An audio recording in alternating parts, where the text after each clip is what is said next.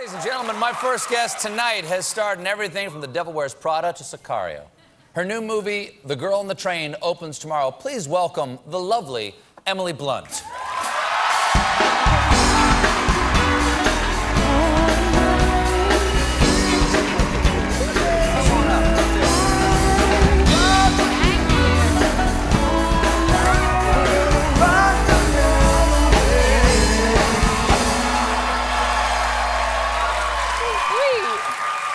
Welcome back. Thanks. Nice to see you again. Good to see you. Now, since the last time I saw you, and then you and your lovely husband, John Krasinski, and I went out to dinner together. Yes. You were pregnant at the time. I was. You had your baby. I did. And you have forgive me for forgetting, but your baby has lovely, is it a flower name? She is a Violet. Violet, there you have it. Yeah. And your other child is? Hazel. Hazel they and should Violet. be playing bridge or something. Couple of old biddies. Those are nice. Yeah, we're talking to John about this. They're nice little old lady names. I That's love really old nice. lady names, though. Yeah. They're coming back. They're cool. Yeah, they are cool. Wish my name was Violet. There were 3 Emilys growing up in my class. Really? Yeah. No Stevens. No? No Stevens. I grew up with no Stevens. It was out of favor. I went to school with Stephen Collins, who was a bully. Sorry, Stephen Collins. I apologize on behalf of all Stevens, I guess. I'm sorry about that. Now, this is your second child. Do you care? Yeah.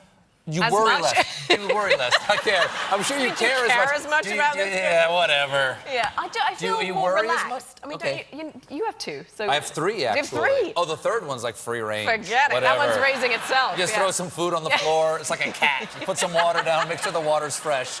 Everything's fine. But you do worry less? Well, I think you do, and you're more relaxed, so the kid's quite zenned out. Violet's like she's so relaxed, because I'm relaxed, I guess. Oh, that's pleasant. It is. Relaxed mommy makes everybody happy. I know, seriously. Now, we were supposed to have dinner tonight. And we both forgot we had prior engagement. Exactly. We're very popular. We're very popular people. I've got to host a show. That's my prior engagement. And then we're going to have dinner again next week, and you're hosting Saturday Night Live. I know. Okay. And then you're going to leave to go to England. For 8 months. To play Mary Poppins. Yes. Which is extraordinary. Now, do you think... let's think about your children for a second. How would you feel if your mother was Mary Poppins? Is that good or bad? Ask me that, and I always was like, it's such a gift, isn't it, that I can do this for my girls, but then with you asking how I would feel, I'm wondering. I don't know. Mary Poppins is kind of iconic, kind of cool. Oh, absolutely. For England, it's like playing Batman or something. Really?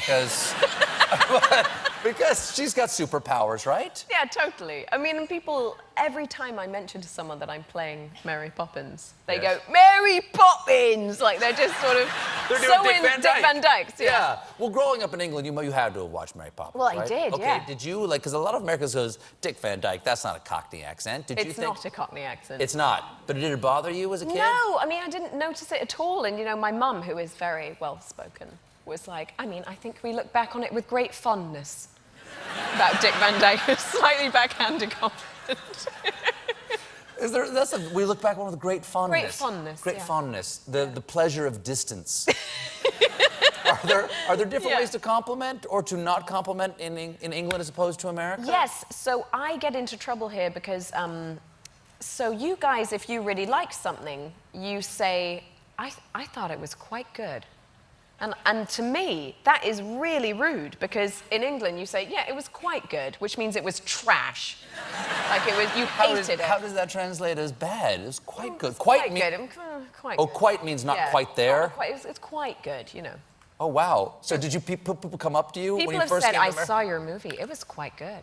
And I'm like, oh, all right, well, you don't have to tell me that, but So if an English person says something's actually good, what would they say? You were good. Don't go overboard. People do not go overboard. People are not effusive. So you're going to be there for 8 months. Yeah. The girls have got to be coming with you, right? They are. Okay. What about your boy? Not what the about second John one, because I Krasinski? don't care about her as much, but What about John Krasinski? How does he do in London? He's going to come, he's coming for the first 3 months, then he has a job to go to. But he loves it and also very much feels like a foreigner there. I think Americans are so welcoming to British people, you sort of Anglophiles, all of you. I do not think it works the other way around. I think British... We like you more than you like us? Yes, and John said that he would go into this rather snooty cafe near a flat that I used to own there, and he said, they're always so horrible to me in there. I went, take your baseball cap off. That's why. You look so... No one wears baseball hats in England. You look so American. It's true. Why they were don't much you like nicer us? after that. Why don't you like us? I have no idea. We saved you in World War II. Hey!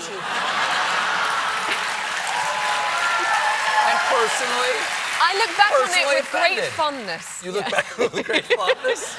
I do. No, how long have you been in the States working now? I have been here for 8 years.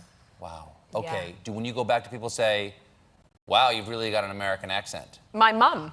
Really? My mother, again, is featuring a lot in this interview. She says to me on the phone sometimes, she goes, you're sounding very mid-Atlantic. Like, is that Iceland? What's mid-Atlantic? Somewhere, like you're bobbing around in the waves Exactly. somewhere out there in the middle? Mid-Atlantic, yeah. Well, the new movie is The Girl on the Train. Yes. Obviously, it's a huge bestseller. And you are the girl on the train, woman on the train, Yep. if I may. How dare you? Let's keep it useful.